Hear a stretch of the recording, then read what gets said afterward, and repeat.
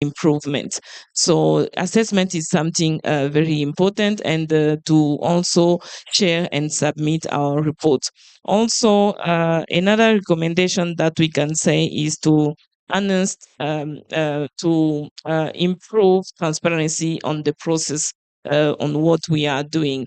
This is something can really raise and even faster trust on any process that we are implementing. We can see during elections sometimes a kind of apathy coming from citizens. They are not even finding again enough themselves, or believing on what is happening. So transparency is something important that can help to create strong institutions, and to provide positive changes in any situation. Thank you. Thank you so much. Yes, Doctor. Thank you, Vera. My recommendation is collaboration between EMBs and civil society and women organization, and to awareness for the capacity building program, especially for women and disability also. Thank you. Uh, Thank you so much, Doctor. I think we can proudly say that we have our next steps, from strengthening national institutions to advocacy and awareness, ensuring that this is a proactive move. Also, to build the capacities of key stakeholders, the key players who are civil society organizations, political parties, EMBs, etc. We can also do this by leveraging reforms and opportunities. Partnering and coordination is also a very important element to consider. And implementing the frameworks that we have that are existing, it's a challenge. We don't have accountability on it. We don't have reporting on it. So this should be one of the things that we are taking out of this session, and to also enhance the role of Parliament to continuously work on this. They should have a scorecard where we can put them to task and see how the journey has been. And we continue as well. Sensitization. We keep saying patriarchy is the elephant in the room. We have to change our mindsets. We have to change the perception, and then to move through this, to improve transparency and in the process, as well as collaboration between all stakeholders. Yes, these are the things we have to do. But I want to challenge all of us today as we round up this session that the responsibility of this lies with us. It doesn't lie with the government. It doesn't lie with civil society organization. It lies with us.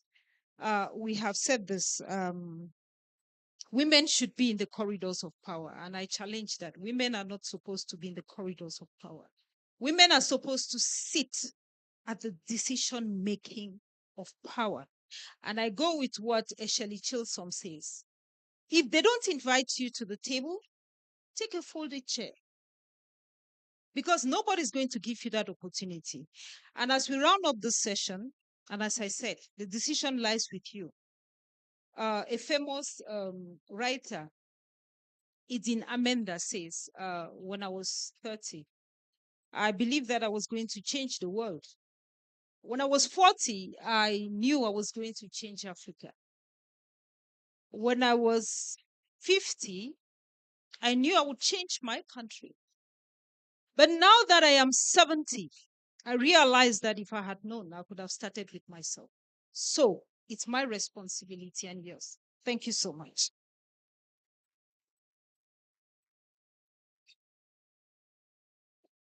So we need the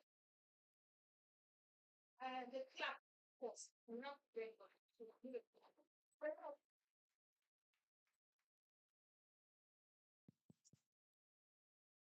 Okay, thanks. As the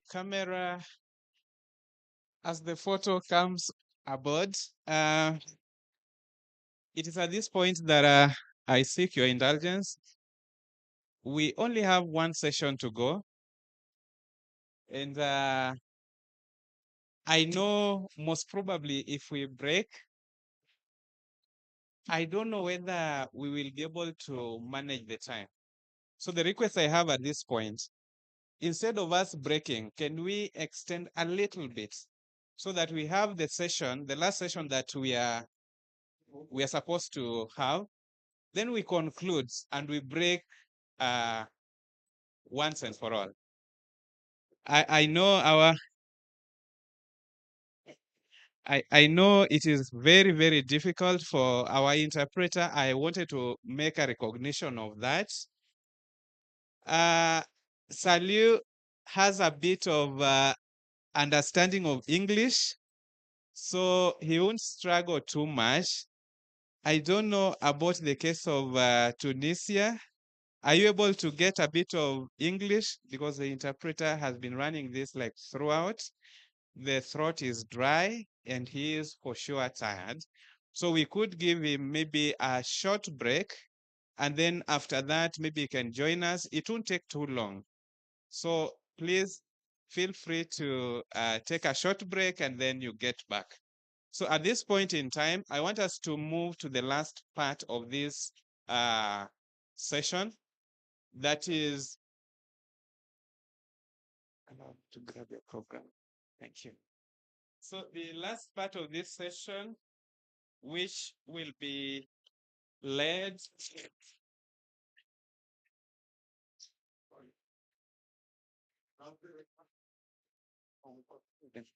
once.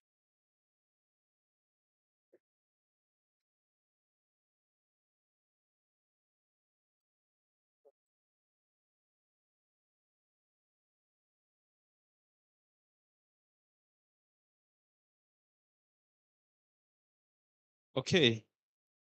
So I want to call on our moderator at this point to get to the floor.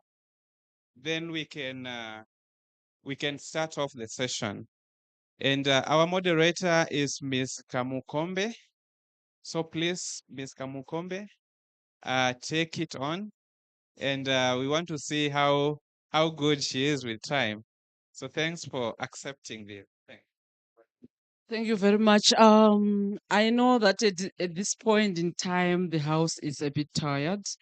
So we are going to try as much as possible to present in a way that will make you awake as well as trying to cut time as well. Allow me to invite, go to this slide, my colleagues. Do we have Graham Matenga? Thank you. Can you come and take the lead? Is our lead presenter. We also have Matebo Helang Mabeta. Please come to the podium. We have Memory Kachamba. Please come forward. And Dr. Selo, please come.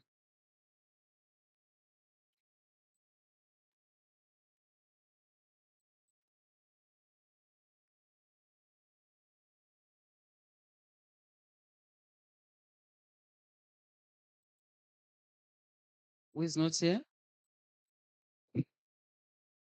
Right, on this session,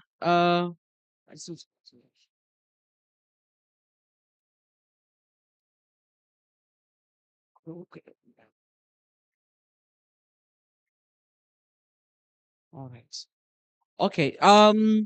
So this last session, but not least, they say, we are going to discuss on inclusive electoral management and basing from experience from civil societies, the CSO's experience and best practices, and how the CSOs adjust to the emerging trends to enhance inclusivity in the electoral process. So our lead presenter is Mr. Graham Matenga. Say, can I hand it over to you so that you can share? Thank you very much. Thank you very much, Madam Moderator. How far should I go? I think 15. 15. We have Okay. yeah, 5 minutes all of us. Okay. So let me try to be brief. I mean, we've been sitting since morning, and I think it's fair enough to make sure that we synthesize a bit on this last session, but we'll try to do justice. So the presentation will first attempt to define what inclusive electoral processes entails, then also share some comparative best practices on CSO's support in advancing inclusive electoral processes in Africa. So I'll share some specific examples um, around that. And finally, perspectives on CSO's experiences in adopting or adapting to emerging trends, particularly on digitalization and AI. I'll focus on, I deliberately chose to focus on digitalization and AI. As I can also, if there's enough time, offer my concluding reflections. So how do we define inclusive electoral processes? In defining inclusive electoral processes, the definition entails, going beyond merely holding elections.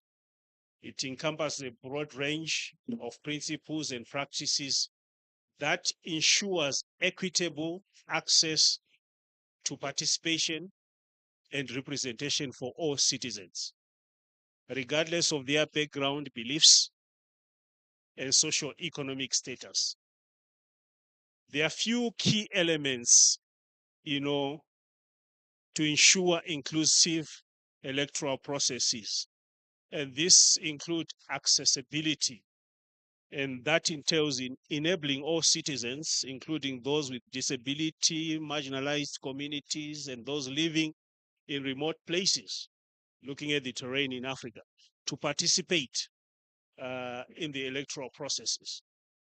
Then the other principle is transparency and accountability, ensuring that all stages of the electoral process, from voter registration to vote counting, are conducted transparently and held accountable to the highest standards of integrity. The last key principle, is on representation, reflecting the diversity of the population in electoral bodies, ensuring that marginalized groups have a voice and representation in decision-making processes. So what are some of the best practices of CSOs that they've been, adopting to advance inclusive electoral processes in Africa? So I'll share some few, and I'm sure, interventions from fellow panelists will also share some comparative experiences. Number one, CSOs across the continent have been very instrumental in supporting initiatives around voter education and mobilization. And most of the voter education initiatives that CSOs have been supporting to make those processes or initiatives inclusive have been targeted in nature. You have targeted voter education for people with disability, for youth, for women, and other vulnerable groups. And we have organizations, for example, if I mention Kenya quite a lot, don't think it's a bias. It's a country where I've stayed a bit longer than others.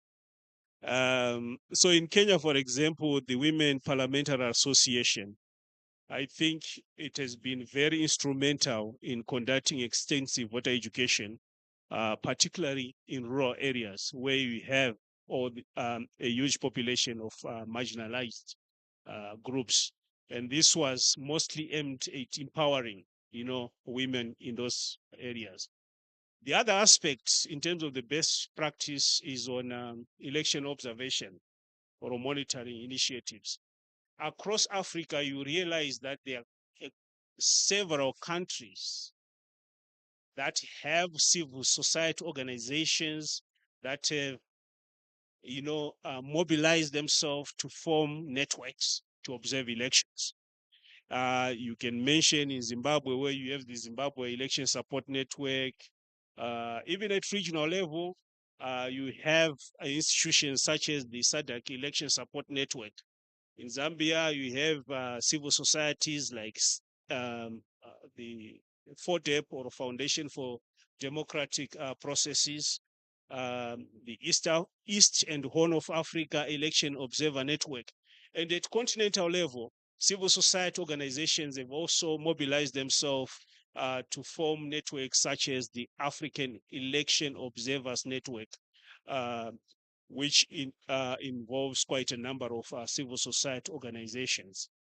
Uh, these platforms have allowed civil society organizations to act as independent observers during elections, monitoring for irregularities and ensuring transparency in the electoral processes. The other area where civil society has been instrumental in advancing or enhancing inclusive electoral processes is on advocating or advancing for inclusive electoral frameworks. And there are quite a number of aspects where we have seen civil society organizations are working around those initiatives. Number one, voter registration systems that are accessible to all. When you look at a civil society organizations such as in Uganda, you have the Civil Society Coalition for Electoral Democracy in Uganda, which has been instrumental in pushing for the decentralization of voter registration centers to make sure that the voter registration centers are accessible by all citizens who are eligible to vote, regardless of their socio-economic uh, conditions and so forth. Civil society organizations have been instrumental in advocating for electoral laws that protect the rights of marginalized groups. And we have seen that in countries such as Ethiopia, where CSOs we have successfully lobbied for the inclusion of minority languages on ballots to ensure broader participation. In another area where civil society organizations have been advocating for inclusive electoral frameworks is on election dispute resolution mechanism. And I'll take an example from Tunisia, where the Tunisian Election Consortium, which is a consortium of civil society organizations, have worked with legal experts to develop a more transparent and accessible election dispute resolution framework. Civil society organizations have also been instrumental in advocating for gender quotas. Most of the progress that have been recorded in the barometer report that was launched yesterday, I think you attribute to the active, advocacy initiatives of civil society organizations, advocating for gender quotas in most countries across Africa.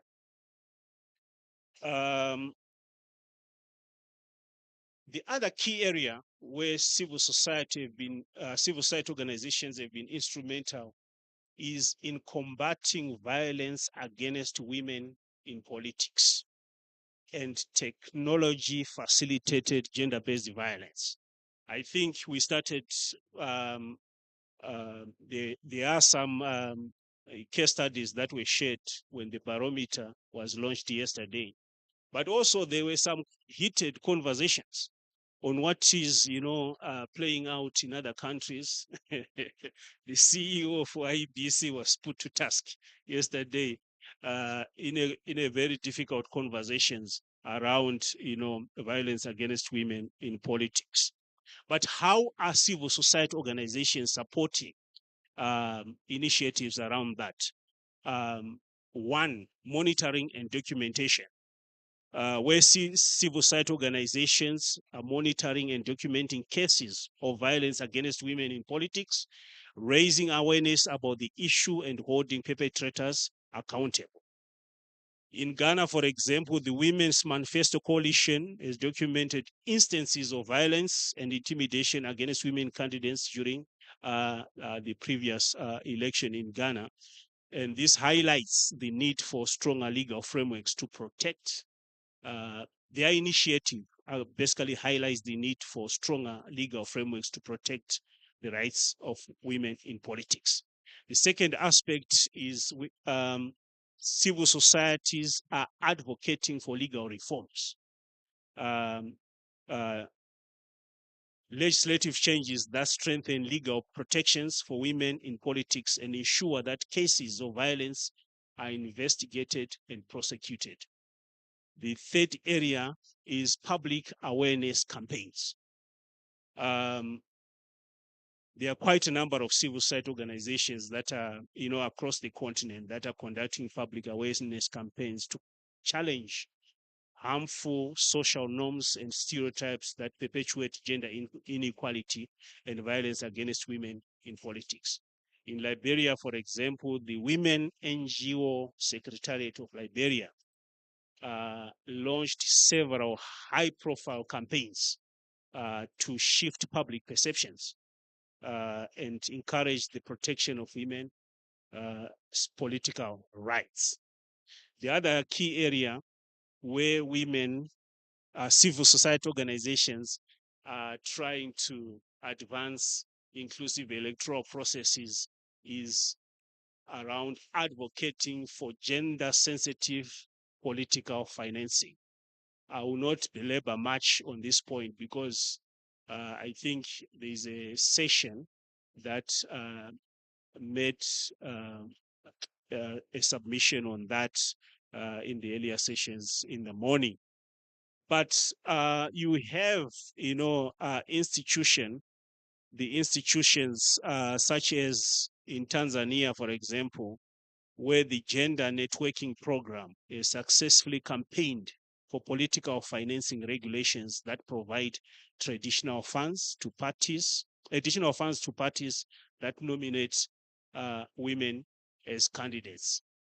One thing that I must also point out as we talk about, coming up with gender-sensitive political financing regulations.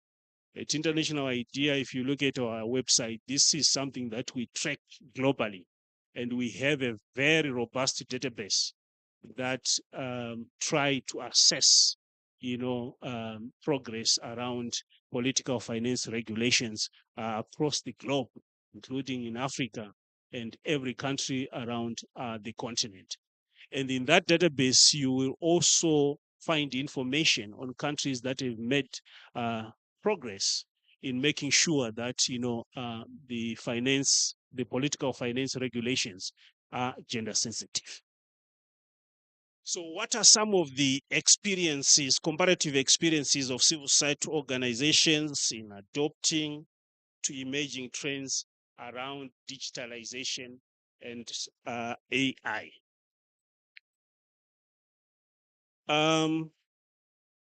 Number one, when you look at online voter registration, which has been successfully implemented in countries such as Kenya, where the EBC, which is well represented here by CEO, have utilized a platform called eCitizen, allowing citizens to register online, reducing queues and physical whatever barriers around registration process. But to complement that initiative, you have a civil society organization. Is it a civil society organization? No, it's the Kenya's Human Rights Commission, which has actively advocated for accessible voter registration, ensuring that all citizens in Kenya have equal opportunities to participate in elections. Electronic voting While this is still in its early stages across the continent, countries like Namibia have experimented with electronic voting systems to improve accessibility for voters, even with voters with disability. The Namibian Election Watch, the civil society, has closely monitored the implementation of this process, advocating for transparency and ensuring that the system is accessible to all voters in Namibia. CSOs have also been very instrumental on data analysis.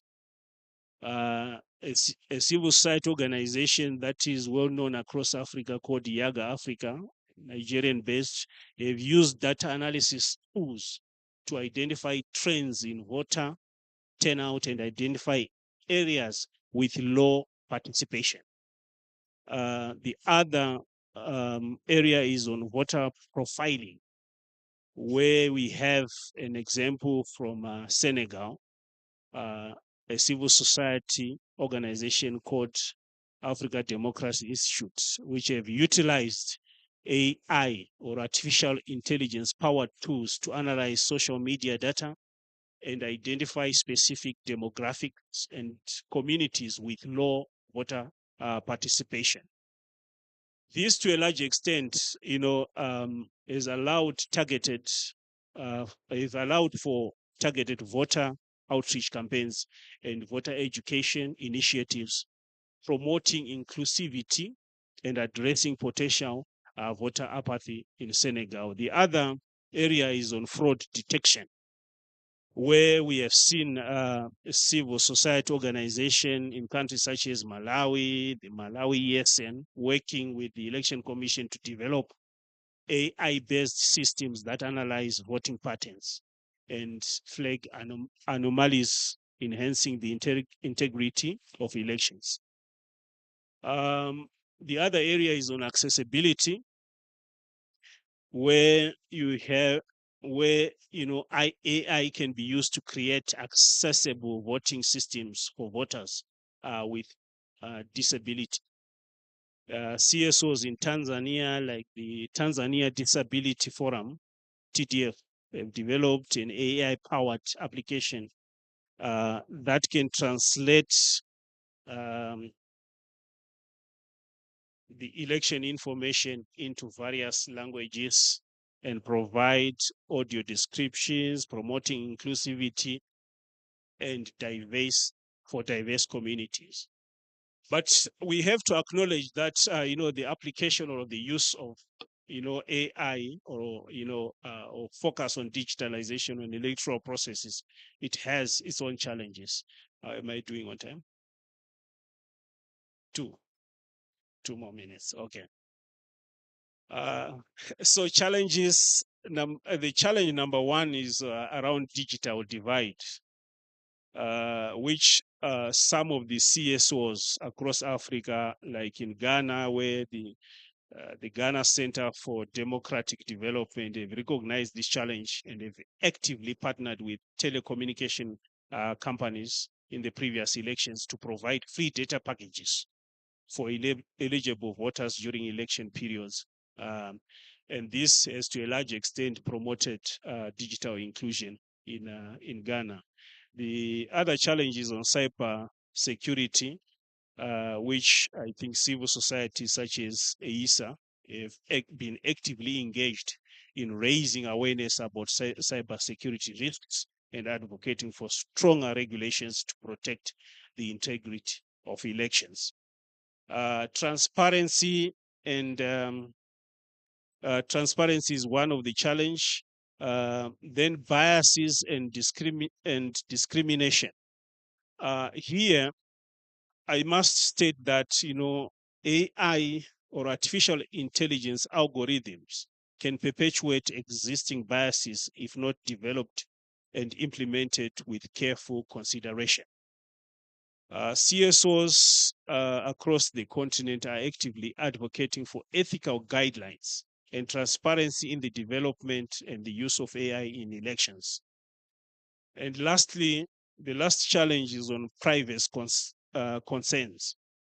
The collection and use of personal data for voter profiling and analysis raises concerns about privacy.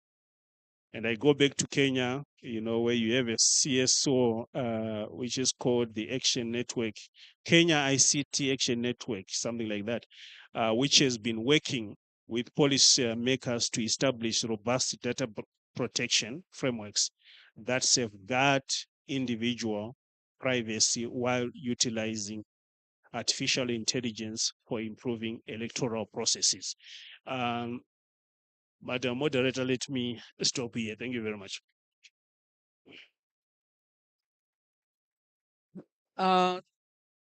Mr. Matenga, for that detailed presentation on CSOs. Allow me to quote one of my former CEO, Mr. Sekeramai, from Zimbabwe Electoral Commission. After elections, when we're having an election review conference with different stakeholders, he said, as the Zimbabwe Electoral Commission, we are here. Just imagine we are in a theater where a procedure is to be made by a medical practitioner.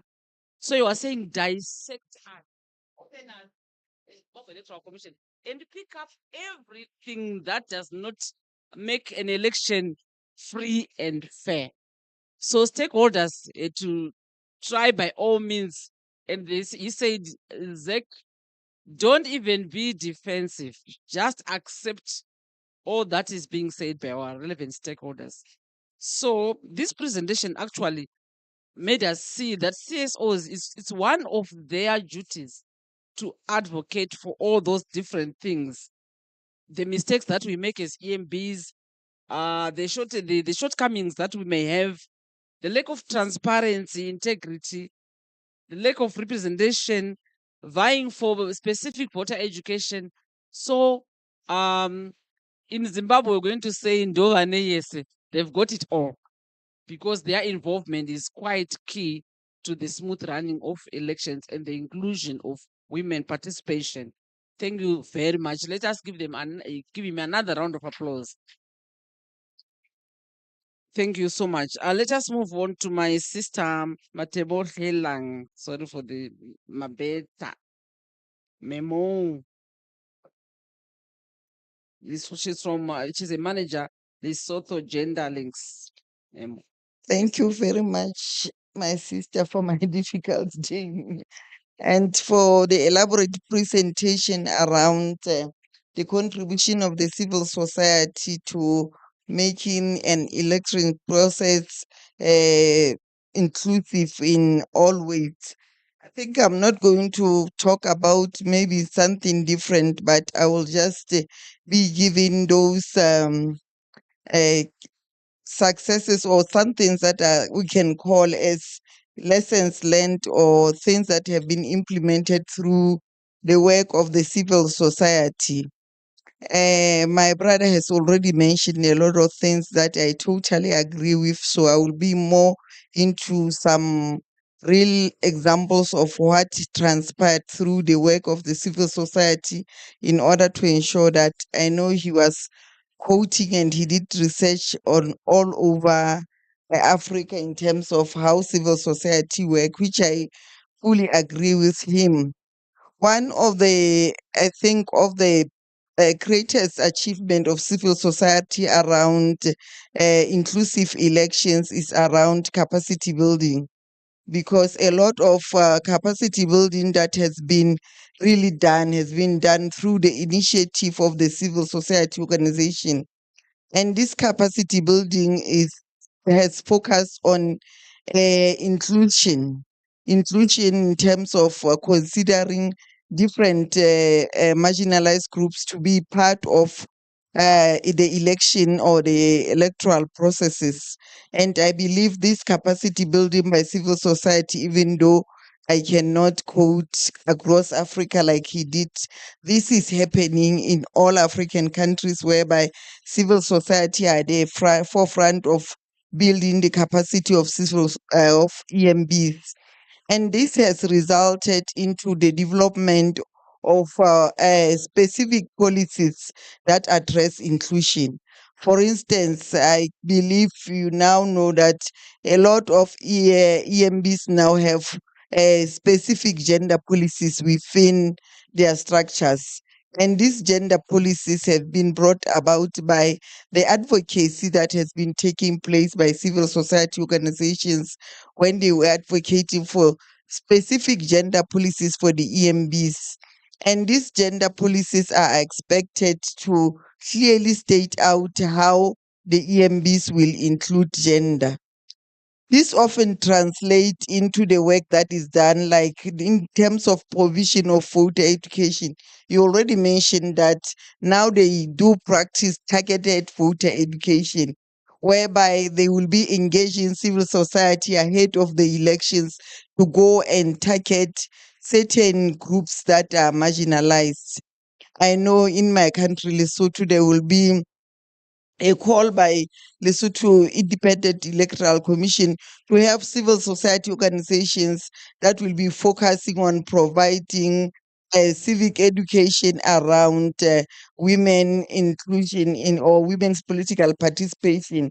There will be a group that is focusing on disability. There will be a group that is focusing on youth. There will be a group that is focusing on different, those who are marginalized, people that we are saying they are not adequately represented, to ensure that during voting everyone can participate. And those efforts are happening because of the advocacy and the capacity building that civil society organizations have been engaged in order to make the EMBs be better and inclusive. The voter registration processes are now they are now targeting, or they do target different sectors and different sections, and they even try as much as possible to make it possible for even those who are unable to access the stations to be able to register. We have already alluded to the new ways of registration whereby people can register still in the comfort of their home using artificial intelligence, although it has some challenges. Even the voting process itself has been made accessible, whereby uh, with time we see voting stations becoming closer and closer to the community to ensure that everyone can access the voting. My country is very mountainous.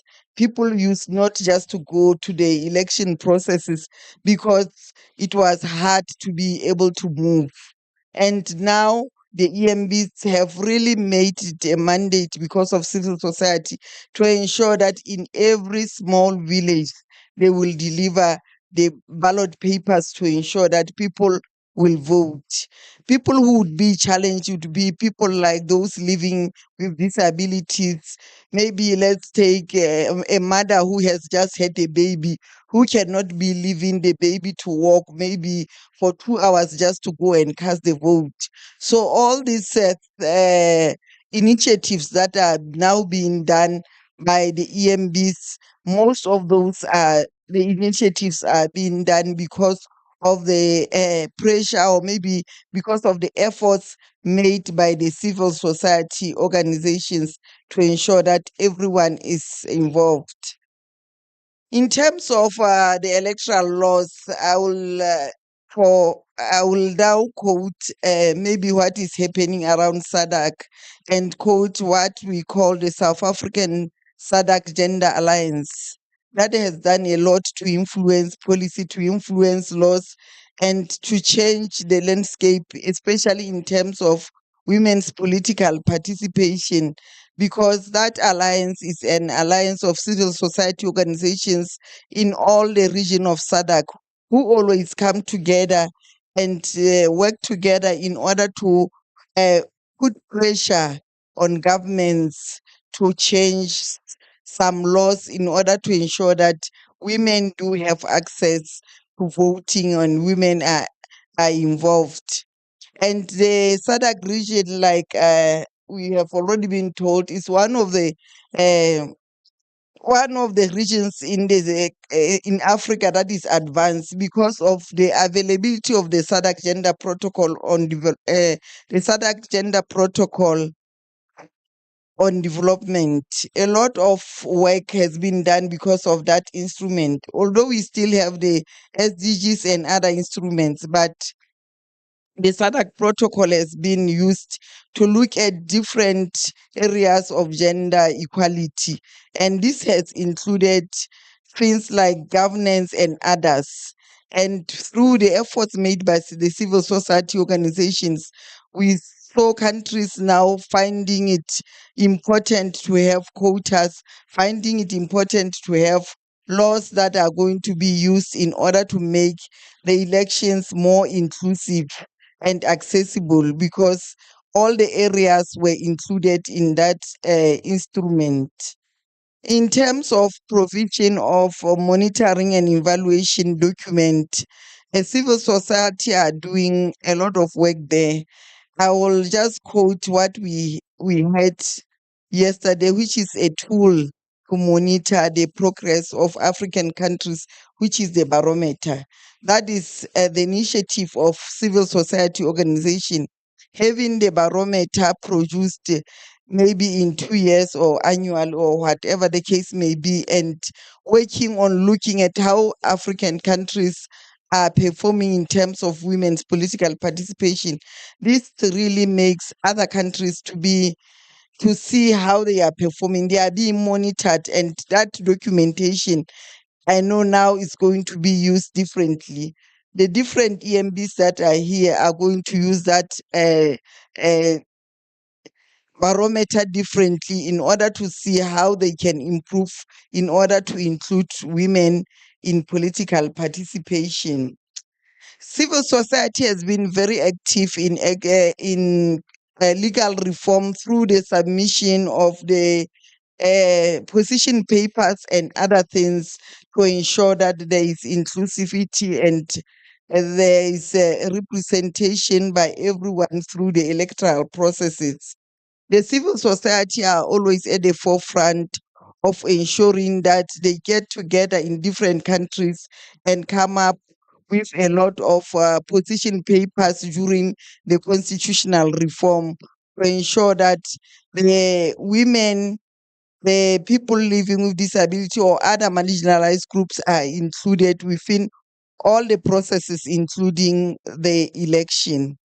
We can now give or attribute the success of Zimbabwe to the work of the civil society organizations in Zimbabwe, because they went to an extent of calling the president to come and respond, and that resulted in the 30% quota in Zimbabwe, which now has increased the representation of women within the country in the local government. So those efforts that civil society are taking to make sure that there is a legal reform are very much what we can say we attribute the success of inclusion to such civil society organizations. And in terms of the challenges that are there on artificial intelligence, I'm not going to go over what has already been said. Civil society organizations are also at the forefront of saying, if we are using this AI, how safe is it for everybody who is involved?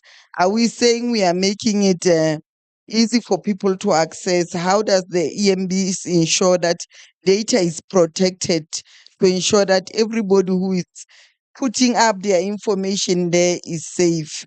Because we know, as much as artificial intelligence has made our lives very easy, it has also exposed us in all ways, because we put our personal data online and we are not even sure of the protection of the data. So even when things are changing and we are seeing that accessibility is there, the civil society is always at the forefront to ensure that the community and everybody who is being represented, their interests are protected. And at the end of the day, most of the time, when we look at government and civil society as the watchdog is always making sure that uh, they are there for government to be able to do or to abide by all the conventions and the protocols that they signed, and to remind them that these things that you sign do not end at AU, they do not end at SADC, or they do not end at UN. Civil society organizations are always ensuring that government is able to abide by all what it has signed for. Thank you. Thank you so much. A round of applause for her. I like the fact that she mentioned that so we are being here. We are here. We were here yesterday to witness the launch of the barometer, and it is a brainchild of civic society organizations and other capacity building pushes that we are going to have. We are having from CSOs, the voter education, capacity building, and giving Lesotho, a country, as an example. That was very intense. Thank you very much. Now we move on to Memory Kachambwa. I know some of the information may be a replica, so we are kindly asking you as a house the honest truth. We once talked about being honest. We are very hungry, but we know some of the preparation that you've done has been said by our colleagues. So can we ask you to simply share only those issues that have not been highlighted, as well as one or two practical examples? Thank you. Thank you so much. In Kiswahili, we say, we are hungry. I won't say. So I'll be very quick. I think for me, it's just to add one of the things that we have seen as civil society addressing the issue of not having most women not having finances is to support them in solidarity. So we are intentional to say constituencies where we have women candidates towards elections, we actually go and we do our voter, we do workshops, bringing together women there. So it's a tactic that women's rights organizations have been doing to ensure that women in those constituencies get the visibility. Another one is also working very closely with journalists in terms of getting the journalists to be able to ensure that the women's stories, in the traditional, now we have the social media, but there's particular pages, so which are important. So it depends where women are put. You see, if you're on page 2, page 4 on political affairs, on making opinions, there are those important pages where it's just not a profile like we have the leisure profile where they have profiling models, but we try and make sure that they're on the important pages, and it's also strategic way of communication. So those are some of the practical examples. And also I think through WPP, we also have a school module where we talk a lot about socialization, changing gender norms. So through WPP, led by Fawe, I don't know whether Teresa had shared in the morning, but we have a school module where we are already teaching leadership, feminist leadership, transformative leadership, engaging in democratic processes from that level all the way to university students, etc. Because we realize that transforming social norms is a continuum. So identifying some of those, and then also using the same principles that electoral bodies actually use in those processes. So if there are university elections, if whatever sort of elections, trying to get and to merge even elections outside the formal political elections. And then I think one of the things that we are also seeing is the electoral cycle. So not just working in the election year, but throughout. So post-election, what we did is we brought together the women who had been elected, and we also started saying, these are what specific bills are you going to put forward? Because we also want to monitor the quality contribution because there's always that, oh, you are pushing for quantity, but we are also supporting in the civil society. I think this is something that is very interesting to say. What sort of bills are they putting? How are they contributing? How are they showing up also in their parliamentary journey and documenting that to enable them to be re-elected as well? I think maybe the last one that I can just possibly share is we've also been monitoring in terms of also getting the use of social media. Like how do you ensure that you are able to profile yourself on social media? With the young candidates and young electorate, we saw that most of them may have following, but that does not usually translate to the actual voting. So bridging the gap between the digital following and the actual action on the ground. So those are also some of the things. And I think just to add that with the young for inclusion, I think we talk a lot about Africa, 60% being young, but not having specific programs and issues of engaging the young. And one of the things that we noted is that for the young, it's not the traditional voter education. For them, it's the concerts. For them, it's the X space. For them, it's TikTok. So it's a whole new way of thinking and relooking in terms of how do we engage the popular and also having intergenerational dialogues. Yeah. Thank you very much. A round of applause to memory. I like the idea of catching them young so that as they grow, they will have accepted the fact that inclusion is very, very necessary. Lastly but not least, Dr. Silo, can you share with us some items that have not been shared with the House and also an area where you feel we might have skipped that you think is very, very important? Over to you, Doc. Merci beaucoup. Merci de l'opportunité que vous me donnez de partager ici l'expérience de la société civile du Sénégal dans la promotion de l'inclusion, justement, et de la promotion, disons, de la participation des femmes également. Je commencerai par préciser que le Sénégal, ce qui fait son exception et sa force surtout, c'est la force de sa société civile. Il y a une tradition d'une société civile très forte, d'une société civile qui est très déterminante dans l'orientation des politiques et surtout qui est très écoutée par le pouvoir et par l'opposition.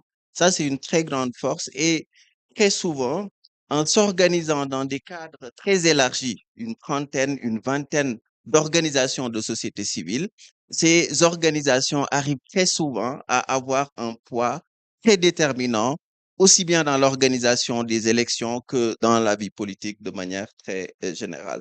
Je pense que si on a eu une loi sur la parité au Sénégal, ce n'était pas seulement une volonté politique ou une volonté des acteurs politiques, c'était surtout parce qu'une société civile était très engagée et même allée jusqu'à faire une proposition de loi, un modèle de loi sur la parité que la société civile, les femmes notamment, ont proposé au gouvernement. Et c'est ce même modèle qui a été présenté par, disons, le gouvernement comme un projet de loi qui a été voté. Juste pour donner l'exemple d'initiative de la société civile qui montre son poids et toute l'influence qu'elle est susceptible d'avoir, qu'elle a dans les faits aussi, dans la vie politique sénégalaise. Et donc, fort de ce poids et de cette place dans l'espace politique, je peux revenir sur une expérience assez récente au Sénégal avec les élections législatives et les élections présidentielles que nous venons de vivre, avec deux initiatives. Une initiative qu'on a nommée Art sous nos élections, une initiative en Wolof, donc Art sous nos élections, ça veut dire conserver, protéger nos voix, protéger notre élection, qui vient d'une vingtaine d'organisations de la société civile et le collectif est appelé Collectif des organisations de la société civile pour les élections. et donc avec une vingtaine d'organisations qui ont créé ce cadre justement pour favoriser le dialogue sur la réforme électorale, pour observer toutes les facettes du processus électoral et pour soutenir une plus grande inclusion des populations qui sont marginalisées. Les populations qui vivent dans les marges des périphéries, des territoires très lointains, dont l'accès au bureau de vote, l'accès au centre de vote peut être très difficile. Les populations également qui souffrent d'un certain nombre de handicaps qui ne leur permettent pas d'avoir accès à ces bureaux de vote également. Et pour soutenir justement ce qu'il s'est passé également pour soutenir un calendrier électoral qui soit transparent. Dans les faits, ce collectif a pu travailler avec la Commission électorale nationale autonome, qui est l'organe qui gère les élections, OGE, et donc de manière très collaborative, l'organe qui gère les élections a pu permettre à ce collectif de la société civile de faire avec un cabinet d'audit l'audit du fichier électoral, de participer avant les élections à un système d'audit pour voir quel est le niveau de fiabilité, quel est le niveau, en tout cas, qui permet d'avoir confiance à ce fichier. Et donc, le jour de l'élection également, avant même les élections, je peux revenir sur les campagnes de sensibilisation auprès de ces masses et des territoires très lointains également pour faire en sorte que les gens aillent s'inscrire sur les listes électorales, qu'ils repèrent leur centre de vote et donc a mis aussi en place un dispositif numérique qui leur permet de savoir en un clic de savoir quel est leur bureau de vote, de savoir où est-ce que leur bureau de vote a changé, etc. Et donc, ça a permis à des masses les gens qui ne peuvent pas aller sur place pour voir quel est leur bureau, d'avoir en un clic toutes ces informations-là. Également sur la question de la parité, la question surtout de l'inclusion des femmes, la question des parrainages était très difficile. Pourquoi? Parce qu'il fallait avoir un nombre assez important d'électeurs qui soutiennent votre candidature et donc pour pouvoir être candidat. C'était particulièrement difficile pour les femmes parce que les femmes qui se sont présentées n'étaient pas des femmes qui étaient portées par des partis politiques. Et ce sont les partis politiques qui ont la possibilité d'aller chercher ces parrainages. Et donc, la réalité politique est aussi que, il faut avoir beaucoup d'argent, il faut avoir un financement, un bon financement de sa campagne pour pouvoir faire le tour du Sénégal pour avoir ces parrainages-là. Ce qui a fait défaut pour les femmes-là. Et donc, le collectif en question a fait beaucoup de communication auprès des masses pour sensibiliser sur l'intérêt et l'opportunité, disons, tout le caractère assez intéressant de soutenir la candidature de ces femmes-là qui n'étaient pas portés par des partis politiques, mais plutôt des candidats indépendants, et donc qui n'avaient pas les moyens. Vous avez vu que dans tout le processus, sur 21 candidats, il n'y avait qu'une seule femme. Et moi, l'analyse que je fais, c'est que cette femme est passée parce qu'elle était celle qui avait le plus de moyens. Elle est PDG d'une très grande entreprise. Et donc, malgré ce fait-là, elle a pu donner 50 millions comme caution et donc mobiliser toute une équipe pour recueillir des parrainages. Et donc, ça ne favorise pas forcément une élection inclusive et le collectif a fait beaucoup de communication pour encourager les citoyens, pour les sensibiliser sur l'intérêt de faire cette collaboration. Alors, le jour de l'élection également, pour aller très vite, le collectif a travaillé de manière très étroite avec la Sénat, l'organisation qui gère les élections, pour en réalité avoir des informations en temps réel sur tous les types de violences électorales.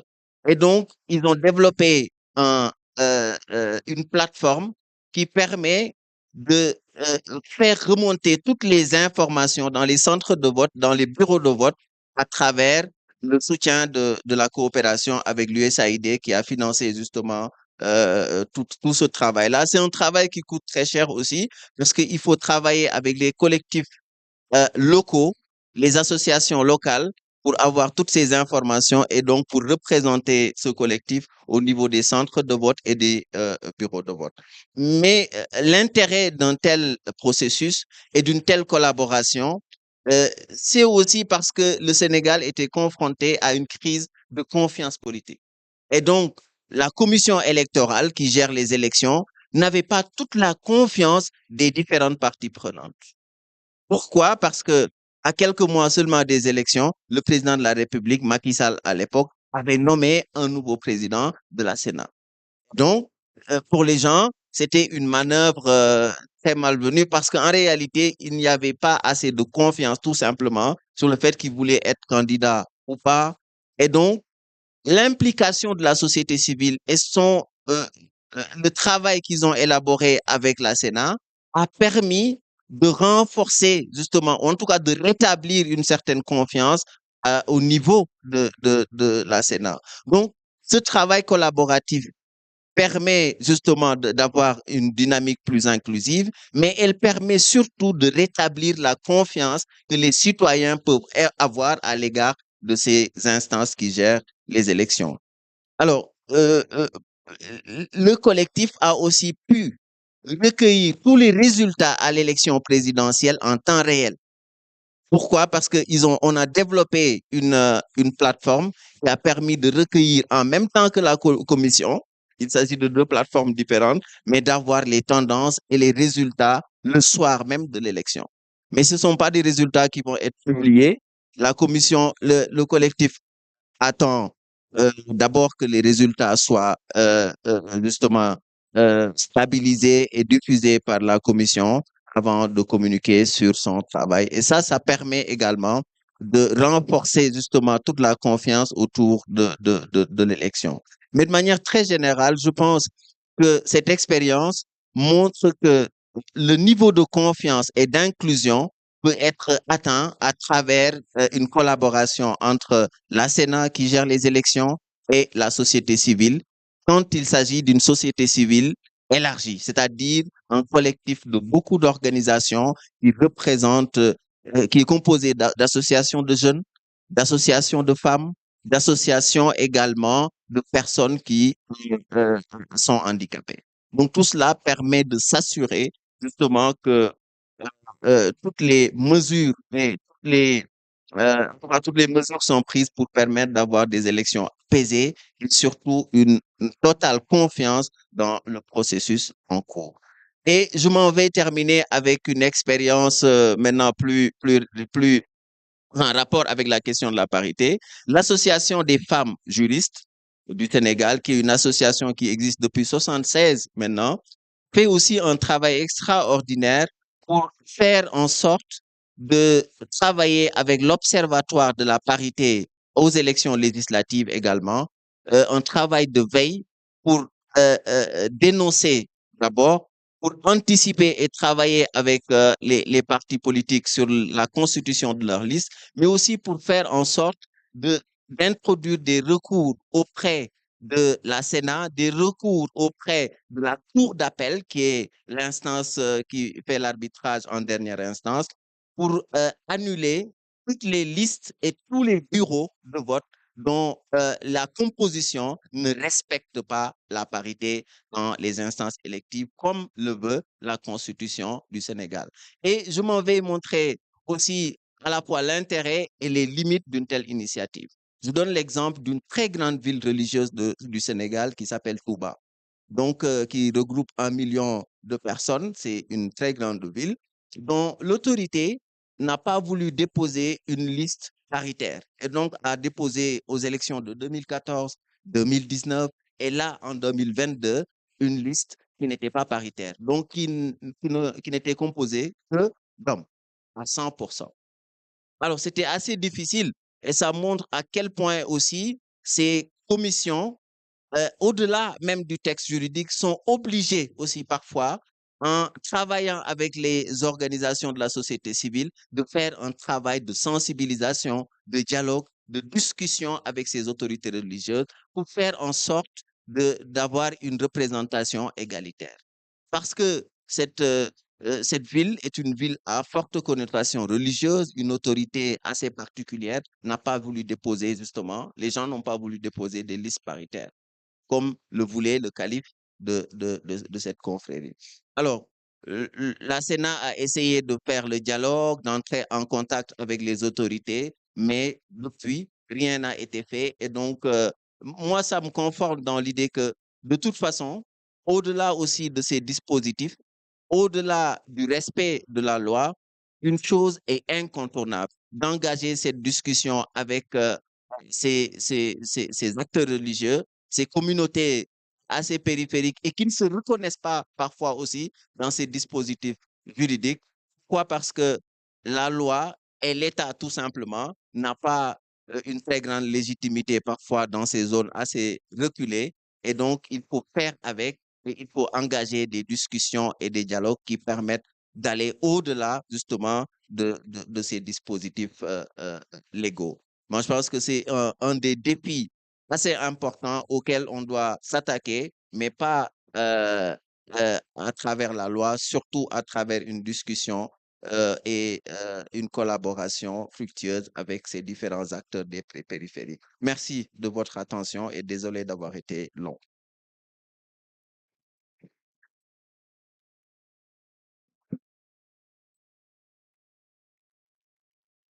For such a detailed practical example of Senegal and Sena, what I've learned from all our presenters is the issue of inclusivity that the CSOs are vying towards, that are including people with disabilities, the women. So the advantage of Senegal, as he said, is that there are so many CSOs, and while it's one takes the other side, the other CSO also um, grabs the bull by the horns on other issues. So thank you very much. I don't know in a minute if there's someone from the floor that would like to just in a minute share something. Yes, Mr. Kurash. Thank you very much, Chair. I will try to be quick. I will raise a few issues. The first one relates to what I would have spoken about, which presents an opportunity in terms of fighting for gender equality and women political participation. We have a program targeting national parliaments, focusing on two outcomes. The first one is gender sensitive parliament. The second one is gender sensitive scrutiny. This represents opportunities for collaboration, where a simple question to a minister proposing a bill, such as what's the gender impact of your legislative proposal, could ignite a different approach to the issue. Then the second aspect is also opportunities that are available within SADC-PF in terms of where we could partner from here. We have on several occasions given a short engagement with CSOs on how to engage parliaments within their processes and structures. We do understand that parliaments are steeped in tradition, but the reality is that with parliamentary reforms that are happening, there are also avenues for engagement. And some of them you may not know them unless we have engaged intimately. So we have technical working groups that are scattered across our programs and committees, where any representative of an organization that have interest will come and be able to be part of a process of developing a model law, for instance. That can happen tomorrow if you wanted to join a technical working group. Then we have every year, each second session of our committees are public hearings, where if you want to disseminate the findings from the barometer, in October, when the committees meet, you decide out of a bouquet of 7 committees, which one do you want to present those outcomes and focusing on what based on their mandate. Then the last aspect is that we have a very comprehensive partnership framework which allows all those that are genuinely interested to come on board. We are now a parliament, and that comes with additional opportunities for influence, and we invite you to take this opportunity to engage with your parliament. Thank you very much. Thank you so much. That's an invitation extended to us. Thank you for that invitation. allow us to say thank you for listening to us, and we thank you for your patience. We know that it was not easy, but you managed to listen to us. Thank you very much. We are off the podium. Just a photo. Just take us a short snap.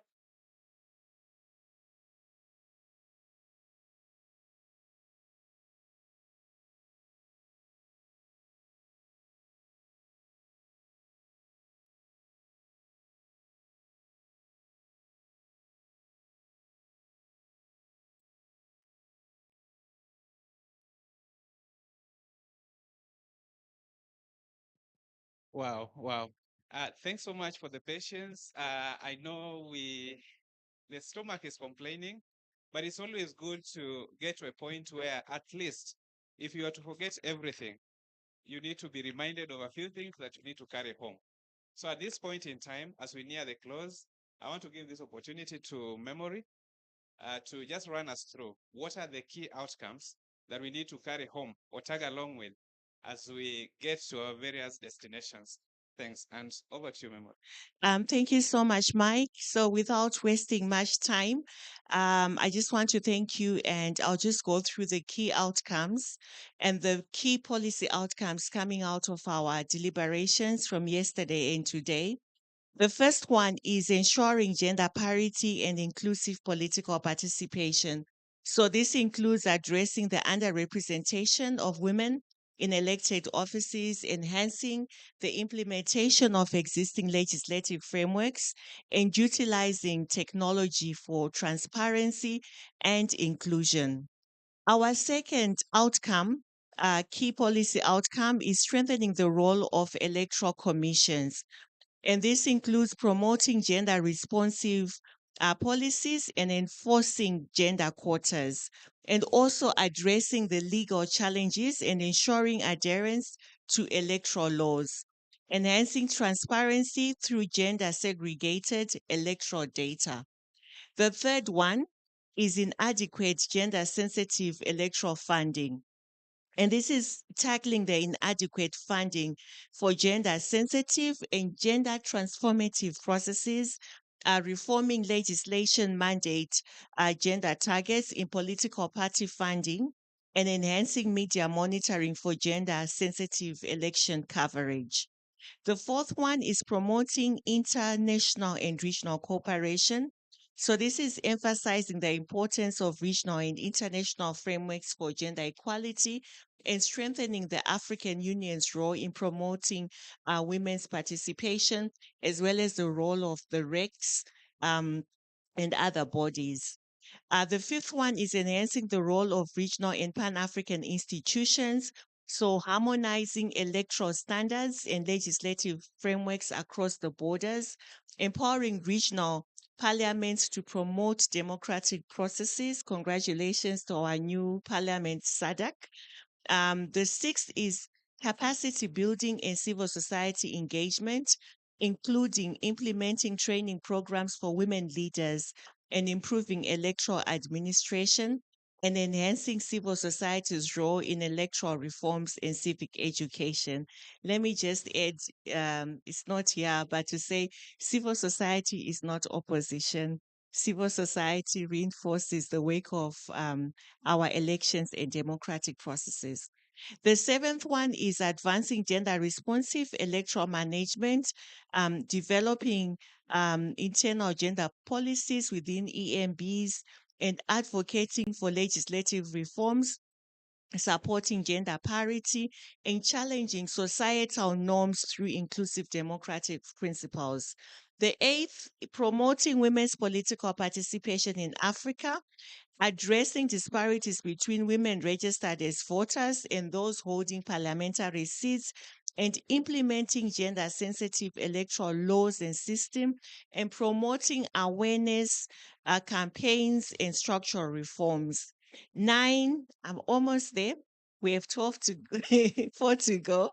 Promoting gender Pan African model law for electoral processes, So establishing comprehensive legal frameworks across Africa to enhance women's political rights and encouraging member states to adapt and the modern law and implement as well as fund implementation of that. Transformative electoral processes through modern laws, that's number 10. So highlighting the potential of modern laws, adopting best practices to diverse national contexts, and promoting inclusive electoral systems and gender equality. 11 is regional commitments and best practices in electoral processes. That's emphasizing the importance of regional commitments for inclusive electoral systems and highlighting the success of quotas and affirmative actions in countries like South Africa and Mozambique. And the last one, the 12th, outcome is strengthening collaboration with civil society organizations and enhancing voter education awareness campaigns, leveraging technology for digital transformation, advocating for legal and policy reforms to support marginalized groups. So these are the key outcomes of the conference, which have concluded with a commitment to sustained dialogue, monitoring progress, active engagement of civil society organizations to ensure tangible advancement in women's political participation across Africa. So I really want to thank you so much. Thank you so much for the rapporteur who has really put together the outcome. They will be available, they'll be sent to you all. Thank you so much for your engagement. Yes, intergenerational dialogues, mentorship.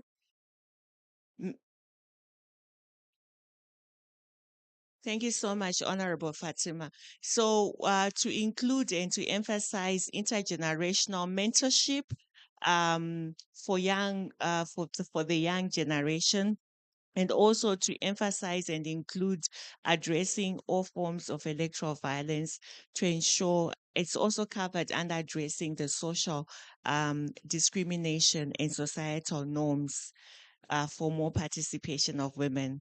Asante Sana, I want to thank you. Back to you, Mike, for the vote of thanks. Wow, thank you so much. I think we need to clap for what we have done, having this comprehensive, and for Mike, yeah. All right, thank you so much. And thank you so much, Memory, for just a quick highlight on what we need to carry home. So without any further remarks that would delay the process further, I think it is time for us to close so that we get to have a pinch of something and put it in our tummies. So I want us to end at this, but for us to end at this, we want to get a closing remark from Graham. And Graham, I know you'll keep it short as usual. So kindly take the floor, have our team released so that we can get to other businesses. Thanks so much.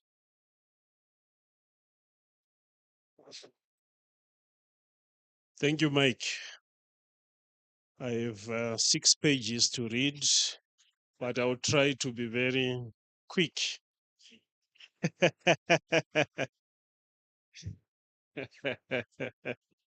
No, she's speaking in Shona, and what she's talking about is real violence.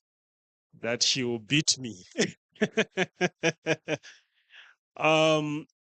So we came. We danced to the music yesterday. We were inspired by the presentation of the barometer. And I think, what we have is a very good report. And I think we should take a moment just to clap for that.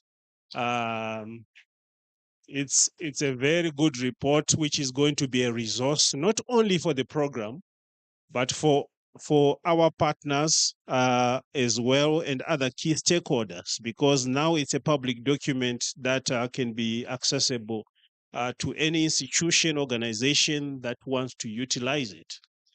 So as we reflect on the next steps, At International IDEA, as we noted yesterday, this program is one of our flagship programs for the region, and it's a very important program for the institute.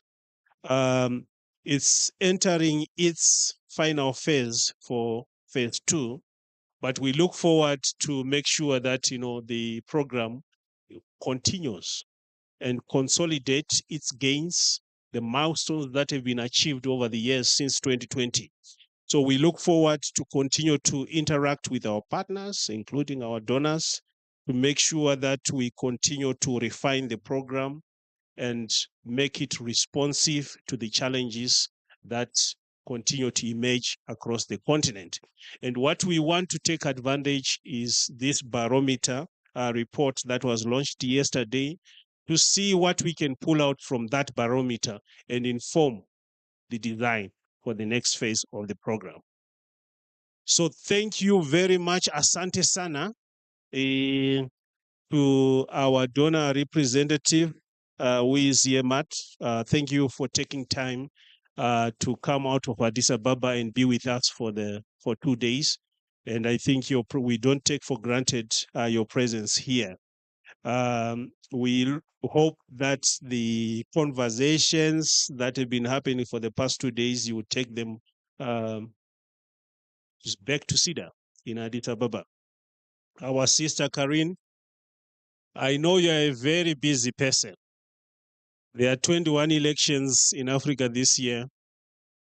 She was telling me that so far you've done how many? 7. So you know the number that is remaining if you know your math. So they are very busy trying to support all the countries that are undergoing elections this year. But I mean, she squeezed time to be with us for 2 days. So thank you very much, Karin. Kurasha, our all-weather friends from SADC Parliamentary Forum. He is now like a natural idea stuff. So thank you very much. Again, I don't take for granted that you take your time to be with us, and all the insightful contributions that you've been making since yesterday. So we look forward to continue to consolidate our partnership. There are representatives from the East African community as well here and other recs. We thank you very much for your participation. There are EMBs that have been represented here since yesterday. Thank you very much for your presence and your contribution. To our keynote speaker yesterday, Honorable, thank you very much for your insightful words of encouragement. Finally, to our WPP partner, consortium partners, thank you very much for showing up and making sure that you demonstrate the strength of this partnership for the past 2 days. My colleagues at International IDEA, I know I have a colleague who is all the way from Sweden, Rumbizai Kandawashika Nundu. By the way, if you hear me speaking the technical language around women political participation, she is the sister who has molded me to become what I am. So thank you very much, Rumbi, for taking time to be with us. Josephine and colleagues, thank you very much for organizing this. We look forward that you continue to invite us, even internally. So with those few remarks, may I therefore say that we have come to the conclusion of the 2-day event. Thank you very much, Asante Sana. We look forward to see you again in future.